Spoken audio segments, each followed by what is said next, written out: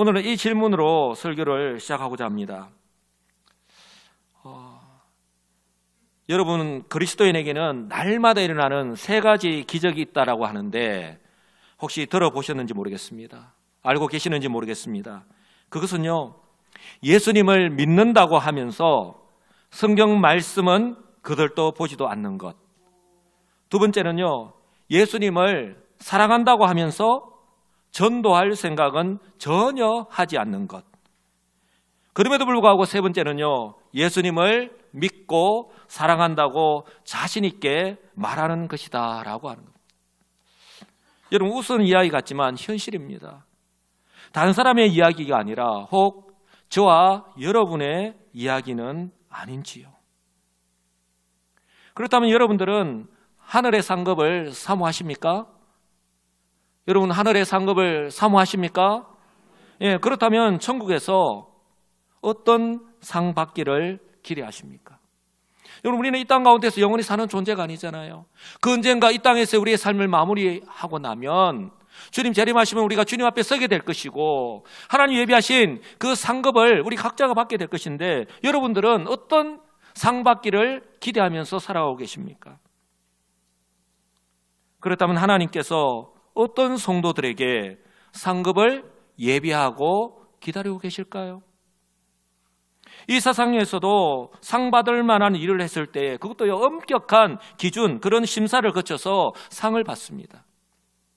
분명한 것은요, 천국에서 받을 상은 지금 현재 저와 여러분이 이 땅 가운데서 우리에게 주어진 삶의 환경 속에서 우리에게 주어진 시간, 우리에게 주어진 모든 여건, 환경 가운데서 이에 걸맞는 삶을 살아가고 있느냐에 의해서 결정된다라고 하는 사실을 꼭 기억하시기 바랍니다. 왜냐하면 저와 여러분과 항상 함께 하시는 하나님께서 믿으십니까? 예. 저와 여러분과 항상 함께 하시는 하나님께서 하루하루의 삶을 어떻게 살아가고 있는지 다 지켜보고 계시고 다 알고 계시기 때문입니다.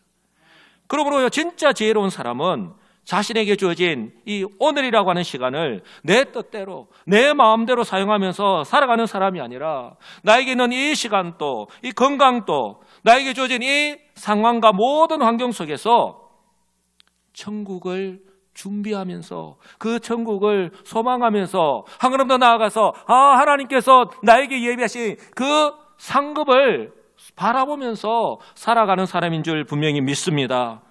왜냐하면요, 우리의 인생은 이 세상의 삶으로 끝나는 것이 아닙니다. 이 땅에 살아가는 많은 사람들은 이 땅의 죽음으로 끝난다고 생각하지만 성경은 그렇게 말씀하지 않잖아요. 이 세상의 삶으로 끝이 나는 것이 아니라 우리가 무엇을 생각하고 기대하든지 그 이상일 이 땅에서의 삶도 이렇게 살기 좋다라고 하거든 하물며 저 천국에 있습니까? 우리가 무엇을 생각하든지 그 이상일 천국에서의 새로운 삶이 바로 저와 여러분들을 기다리고 있기 때문입니다. 여러분, 그 천국을 소망하시기 바랍니다. 바로 이것이요, 2000년 전에 우리 예수님의 제자들이 순교하면서까지 십자가와 부활의 복음을 전한 이유이고요. 그리고 성도이자 주님의 제자인 저와 여러분에게 바로 이 복음을 전하는 사명이 주어진 이유다라고 하는 사실을 여러분 기억할 수 있기를 바랍니다. 그러므로 지혜로운 성도는요, 이 세상의 삶이 전부인 줄 알고 그저 우리 앞에 놓인 이 우리 자신의 생활에 정말 우리가 살아가는데 필요하고 직접적으로 영향을 주는 그런 이 세상의 일에만 관심을 가지고 그렇게 매일 바쁘게 부지런하게 살아가는 사람이 아닙니다. 대충 살아가는 것을 제가 말씀드리는 것 아닙니다. 우리에게 주어진 그 환경 속에서 정말 부지런히 살아야죠. 그러나 그 많은 성도라면 오히려 지금 현재 마음의 여유도 없이 그렇게 바쁘게 일상을 살아가고 있더라도 나를 구원하신 주님께서 나를 믿고 맡기신 사명 또한 그것을 기억하고 최선을 다하면서 살아가는 사람인 줄 분명히 믿습니다. 바라기는요, 오늘 선포하는 이 하나님 말씀을 통해서 다시 한번 마음을 새롭게 하시는 그런 기회로 삼으시는 참 지혜로운 우리 성도들이 되시기를 주님의 이름으로 축복합니다. 우리 예수님께서 이 땅에 오셔서 공생의 사역을 시작하시면서 바로 복음을 선포하셨습니다. 어떻게 선포하셨습니까? 회개하라, 천국이 가까이 왔다라고 선포하셨습니다. 여러분, 천국은요, 하나님의 통치를 의미하잖아요. 바로 예수님 자신이 이 말씀을 선포하시면서 예수님 자신이 바로 메시아이심을 선포하시는 거예요. 예수님께서는 바로 그 하나님 나라를 이 땅 가운데 실현시키기 위해서 이 땅에 오신 것입니다. 그리고 그 천국 복음을요, 선포하신 것입니다. 그러므로 이 예수 그리스도의 이 천국 복음을 듣고 회개하라 라는 그 말씀처럼 회개할 때에 그들이 바로 하나님의 그 통치 아래에서 그 천국을 누리면서 살아가게 될 줄 분명히 믿습니다. 우리 주님 십자가와 부활을 통해서 그것을요 성취하셨고, 이제 우리 주님 재림하시면 완전히 그것을 완성하게 될 줄 분명히 믿습니다. 우리 예수님은요, 그러므로 이 천국 복음을 선포하실 때에 한 번, 두 번 그렇게 선포하시면서 내가 이제 할 일 다 했다, 이제 제자들이 해야지, 그것으로 마치신 것이 아니라 우리 주님께서 공생의 사역 내내 바로 그 하나님 말씀을 선포하셨던 것 우리는 기억해야 합니다. 그리고요, 우리 예수님께서 제자들을 부르실 때에도 그 제자들의 사명이 바로 그 제자들에게 주어진 사명이 바로 이 천국 복음을 전하는 전도임을 분명하게 알 수 있습니다. 주님 어떻게 부르셨죠? 나를 따라오라, 내가 너희를 사람을 낚는 어부가 되게 하리라고 분명하게 말씀하셨습니다. 그리고요, 그 제자들과 항상 함께 다니시면서 항상 모범을 보이시고 그리고 가르치시고 훈련하신 이유 또한 바로 여기에 있는 겁니다. 바로 오늘 본문의 내용을 보십시오. 이르시되 우리가 다른 가까운 마을들로 가자, 거기서도 전도하리니 내가 이를 위하여 왔다라고 분명하게 말씀합니다. 이에 온 갈릴리에 다니시며 그리고 그들의 여러 회당에서 전도하셨고 또 귀신들을 내쫓으셨다라고 분명히 말씀합니다. 왜냐하면요, 주님께서 이 지상에서의 사역을 다 마치시고 나면 이제 그 바통을 누가 이어받아야 됩니까? 바로 제자들이 그 바통을 이어받아서 우리 주님께서 선포하신 그 천국 복음을 선포해야 되기 때문에 바로 주님께서 제자들에게 그렇게 모범을 보이시고 그렇게 훈련하신 것입니다. 여러분, 이것은요, 우리 예수님께서 성천하시면서 제자들에게 마지막으로 하신 명령을 통해서도 알 수 있습니다. 바로 마태복음 28장 마지막 절에 우리 주님 뭐라고 말씀하셨습니까? 많은 명령들을 할 수 있었지만 우리 주님 더 그레이트 커미션이라고 가장 위대한 그런 사명, 명령을 내리셨는데 뭐라고 말씀합니까? 그러므로 너희는 가서 모든 민족을 제자로 삼아 아버지와 아들과 성령의 이름으로 세례를 베풀고 내가 너희에게 분부한 모든 것을 가르쳐 지키게 하라라고 분명하게 말씀합니다. 그런데 성도 여러분, 어떻게 제자를 삼을 수 있습니까? 예수님이 이 말씀을 하셨다라고 해서 저절로 제자가 다 삼아집니까? 시간이 지나면 저절로 제자가 됩니까? 여러분, 제자로 삼기 위해서는, 그리고 우리 주님 명령하신 대로 성부, 성자, 성령의 이름으로 세례를 베풀기 위해서는요, 그리고 가르치고 지키게 하기 위해서는 선행되어야 하는 것이 있잖아요. 그것이 무엇입니까? 바로 그들이 복음을 들어야 합니다. 그들이 복음을 들어야 하는 거예요. 그리고 그들이 복음을 듣기 위해서는 어떻게 해야 됩니까? 복음을 전파해야 합니다. 이처럼 중요한 사명이 바로 우리 주님께서 이제는 성천하시면서 제자들에게 명령하신 거예요. 로마서의 말씀 그대로입니다. 하나님께서 사도 바울을 통해서 뭐라고 말씀합니까? 누구든지, 한번 따라서 할까요? 누구든지 주의 이름을 부르는 자는 구원을 받으리라. 복음을 듣고 그들이 회개하고 주의 이름을 부르는 자, 그들이 회개하고 그들의 삶을 돌이키는 자 다 구원을 받는다라고 분명히 말씀합니다. 그런즉 그들이 믿지 아니하는 일을 어찌 부르리요? 듣지도 못한 일을 어찌 믿으리요? 중요합니다. 전파하는 자가 없이 어찌 들으리요? 할렐루야. 예수님께서 모범을 보이셨고 제자들에게 명령하셨고 제자들이 감당하셨고, 또한 지금 이 시대의 교회, 바로 저와 여러분들이 바로 귀 기울여 들어야 하는 말씀입니다. 전파하는 자가 없이 어찌 들으리요? 그러므로 믿음은 들음에서 나고 들음은 그리스도의 말씀으로 말미암는다라고, 우리가 무엇을 전파해야 되는지, 내 자랑, 하는 것 아닙니다. 내 말 하는 것 아니잖아요. 바로 그리스도 십자가에서 죽으시고 부활하신 그 주님을 전할 때에 이런 구원의 역사가 나타난다라고 하는 것을 분명히 말씀하는 거예요.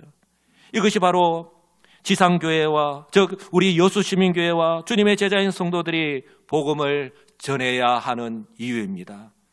그러므로요, 성도들에게 있어서 전도는요, 선택이 아니라 필수입니다. 할렐루야. 한번 따라서 할까요? 전도는 선택이 아니라 필수입니다.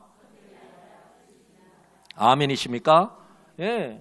전도는요, 선택이 아니라 필수입니다. 이것이요, 교회의 존재 이유이고요. 바로 성도들에게 주어진 가장 중요한 사명입니다. 여러분, 오해하지 마시기 바랍니다. 여기에서 예외인 사람은 아무도 없습니다. 여러분, 지금 우리가 사순절 기간을 보내고 있습니다.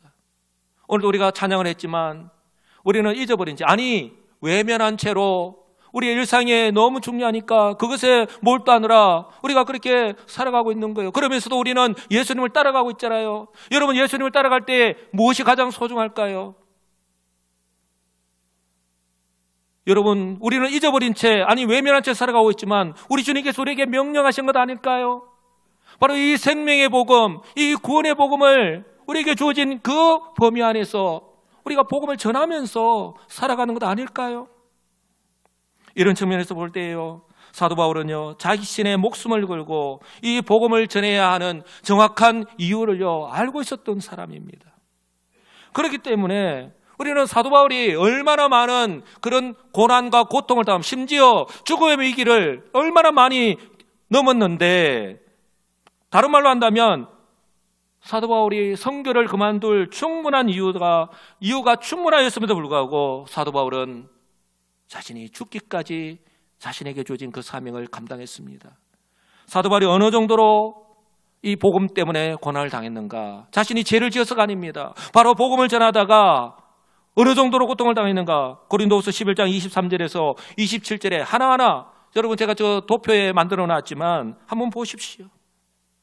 내가 수고를 넘치도록 하였대요. 대충 하였다 아닙니다. 수고를 넘치도록 하였대요. 옥에 갇히기도 더 많이 하였대요. 한 번, 두 번이 아니다는 거예요.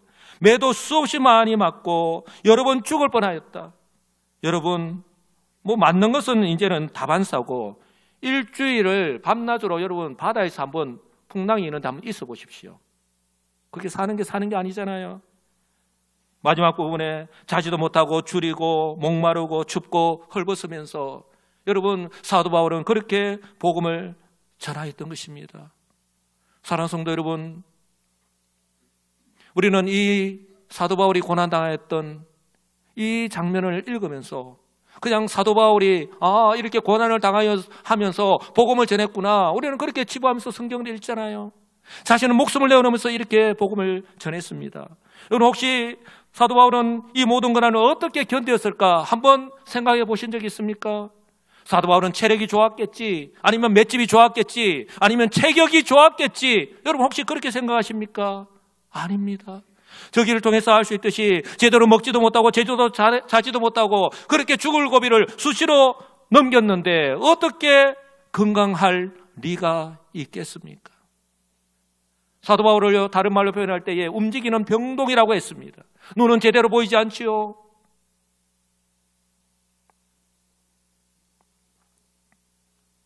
사도 바울의 저런 모습을 보면 하루라도 빨리 사역을 그만두는 것이 맞잖아요. 그럼에도 불구하고 사도 바울은 자신이 죽을 때까지 이 선교 사역을 감당하였습니다. 사도 바울이 어떻게 고백을 합니까? 자신과 항상 함께 하셔서 이처럼 가는 곳곳마다 지켜주시고 또 어려움을 만날 때마다 보호해 주시고 구원해 주신 하나님의 은혜로 가능하였다. 할렐루야. 그 하나님께서 저와 여러분들과도 항상 함께 하심을 믿으시기 바랍니다. 이런 측면에서 볼 때요, 여러분, 전도는요, 사단마귀와의 영적 전쟁이에요. 여러분, 사단마귀가 무엇을 가장 좋아할까요? 우리가 전도하지 않는 거예요. 또 이를 위해서 기도하지 않는 것입니다. 그런데 사단마귀가 가장 싫어하는 것은 우리가 기도하고 영적인 군사가 되어서 무장하여서 나아가서 이 생명의 구원의 복음을 전파하는 거예요. 여러분, 그러므로요, 이 영적인 전쟁에서 우리는요, 싸워서 반드시 이겨야 합니다. 근데 우리 주님께서 이미 십자가에서 사단 마귀의 그 대가리를 박살내버렸잖아요. 이미 승리하셨다는 말씀입니다. 우리는요, 승리하신 그 주님의 이름을 믿고 그 주님께서 우리에게 주시는 그 능력, 그 주님의 이름에 그 권세를 힘입어서 우리는 나아가기만, 따라가기만 하면 된다는 것입니다. 근데 사단 마귀가 우리를 그렇게 하지 못하도록 우리의 환경을 통해서 우리의 마음을 연약하게 만들고 그렇게 하지 못하게 만들잖아요. 우리는 십자가 군병이라 했는데 우리에게서 십자가 군병의 모습을 찾을 수가 있습니까? 찾을 수가 없잖아요. 그러므로요, 우리에게 필요한 것은 이미 십자가에서 승리하신 그 예수 그리스도의 이름으로 항상 기도하고 무장하고 훈련해야 되는 거예요.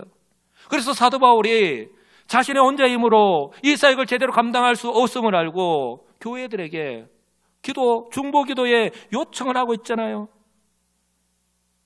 한번 보십시오. 골로새서에 보면 기도를 계속하고 기도에 감사함으로 깨어있으라. 또한 우리를 위하여 기도하되 하나님이 전도할 문을 우리에게 열어주사 그리스도의 비밀을 말하게 하시기를 구하라. 내가 이 일 때문에 매임을 당하였다라고 그렇게 고백합니다. 내가 이 일을 빨리 마치고 쉬게 해달라고 그렇게 기도하지 않았습니다.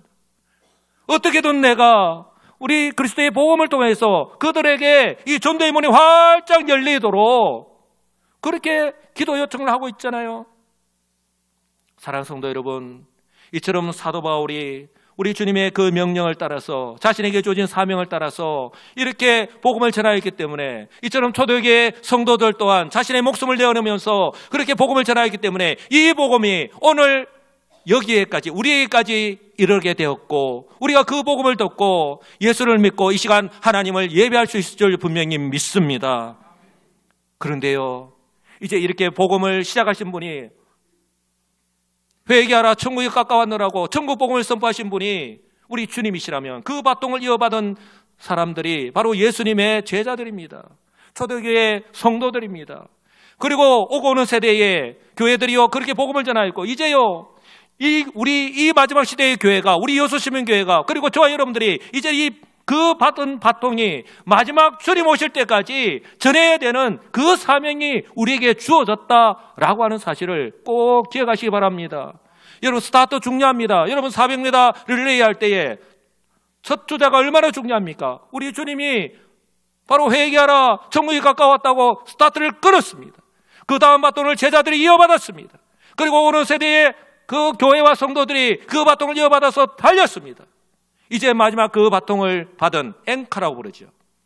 바로 이 시대의 교회, 우리 교회와 저와 여러분들이 이제 그 마지막 바통을 받아서 주님 오실 때까지 복음을 전해야 된다는 거예요. 바로 우리가 그렇게 주님을 따라가야 한다는 것입니다. 이 같은 중요한 사명이 우리에게 주어졌습니다.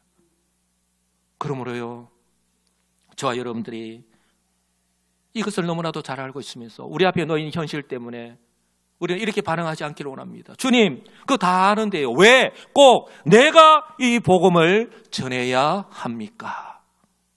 여러분, 혹 이렇게 하나님 앞에 원망하지 않나요? 이렇게 불평하기보다는요, 우리 이렇게 기도해야 되지 않을까요? 오히려요, 나 같은 사람도 이렇게 복음을 전하는 도구로 사용해 주셔서 감사합니다. 이런 성도들이 되시기를 주님의 이름으로 축복합니다. 여러분, 사도 바울은요 그렇게 복음 때문에 당한 고난과 고통, 우리는 말씀을 통해서 우리는 그저 읽지만 그 당시에 바울은요 정말 하루하루가 견디기 힘든 고통의 나날들 아니었겠습니까? 그러나 사도 바울은 결코 포기하지 않았습니다. 안디옥 교회에서 파송받은 이후에 1차, 2차, 3차 선교를 통해서 회당에서는 디아스포라 유대인들, 그들의 역사 가운데에서 북이스라엘과 남유다가 아수르와 바벨론에 멸망하였을 때에 그들을 고국에 있지 못하고 다른 나라에, 이방 나라에 그들이 흩어져서 살아가는 그들에게 회당에서 그들에게 복음을 전하였잖아요. 그리고 이방인들에게도 계속해서 복음을 전하였습니다. 심지어요, 자신이 죄수가 되어서 로마로 압송되어 가면서도 복음을 전하였고요. 그 로마에서도 마지막 순간까지 복음을 전하였던 사람이 사도 바울이었습니다. 사도 바울은요, 그렇게 주님을 따라가는 주님의 제자로서의 삶을 살았습니다. 그러므로요, 노년이 되어서 이제 죽음을 앞두고 있는 사도 바울이 이 신앙 고백을 하였는데요, 이 신앙 고백 아래 사도 바울이 어떻게 살았는지, 어떻게 그 사역을 감당하는지 다 들어있습니다. 사도 바울이 그 사역을 아는 사람이라면요, 정말 눈물 없이 이 신앙 고백을 읽을 수가 없는 거예요. 디모데후서 4장 6절로 8절 말씀인데요, 우리 다 같이 한 목소리로 읽겠습니다. 전제와 같이 내가 벌써 부어지고 나의 떠날 시각이 가까웠도다. 나는 선한 싸움을 싸우고 나의 달려갈 길을 마치고 믿음을 지켰으니. 할렐루야. 사랑하는 성도 여러분, 사도 바울이요, 나는 선한 싸움을 싸웠다고 말씀합니다. 그리고요, 내가 달려갈 길을 다 마쳤다고 그렇게 고백합니다.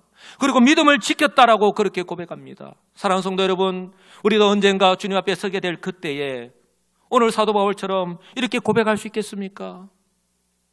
내가 선한 싸움을 싸웠습니다. 주님, 내가 달려갈 길, 내가 목사로서, 내가 장로로서, 내가 권사로서, 내가 집사로서, 내가 성도로서 하나님께서 나에게 맡겨주신 그 일을 하나님 최선을 다해서 달려갔습니다. 그리고 하나님 믿음을 지켰습니다라고 그렇게 고백할 수 있겠습니까?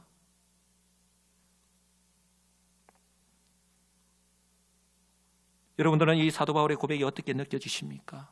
사도 바울이니까 가능하다라고 그렇게 생각하십니까? 그래서 나와는 아무런 상관이 없다라고 그렇게 여기십니까? 사도 바울은요,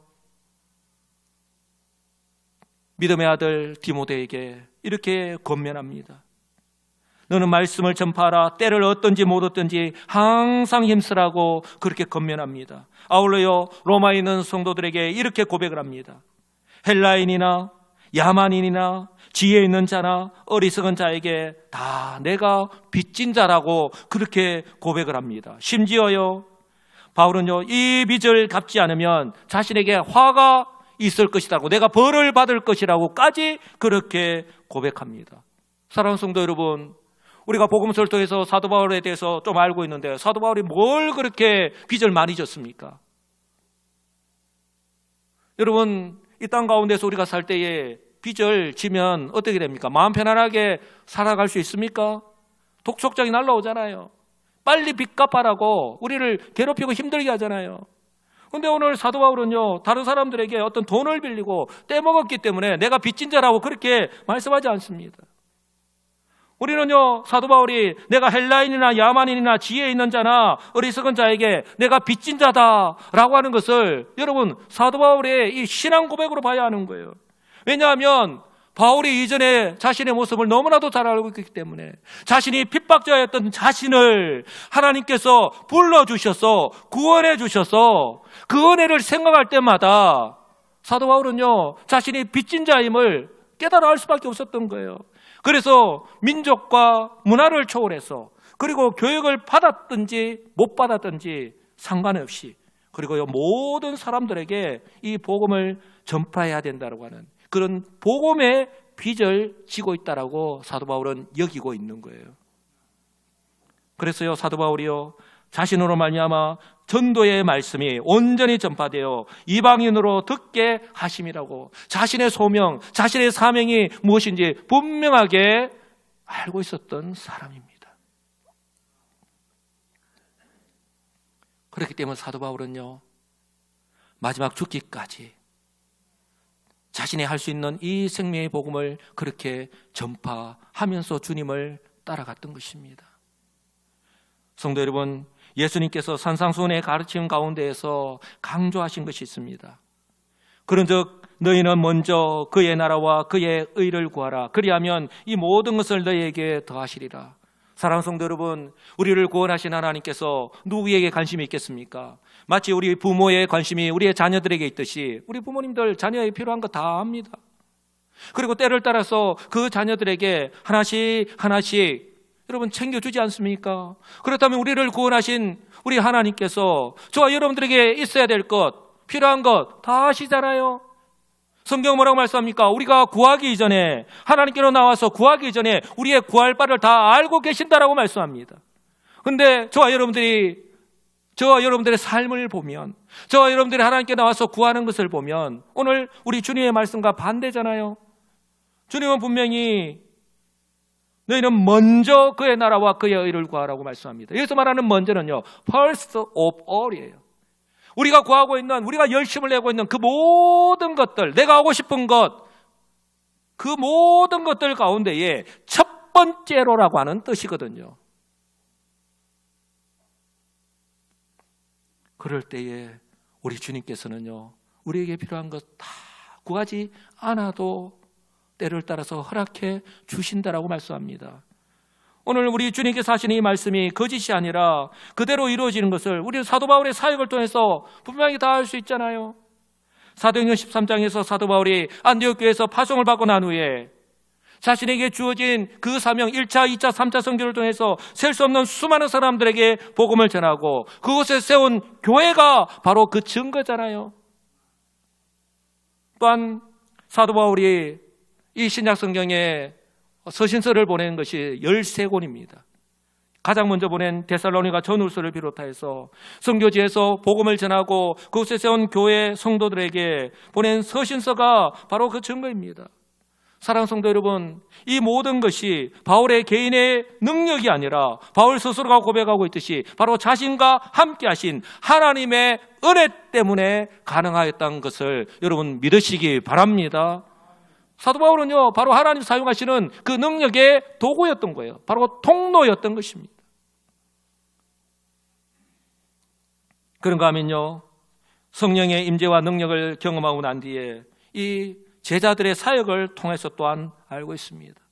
여러분, 예수님의 12제자들, 그들이 이전에 정말 겁 많고 도망가고 숨었던 그들의 모습이잖아요. 정말 제자이지만 유명무실한 존재였습니다. 그러나 오늘 저 도표를 한번 보시기 바랍니다.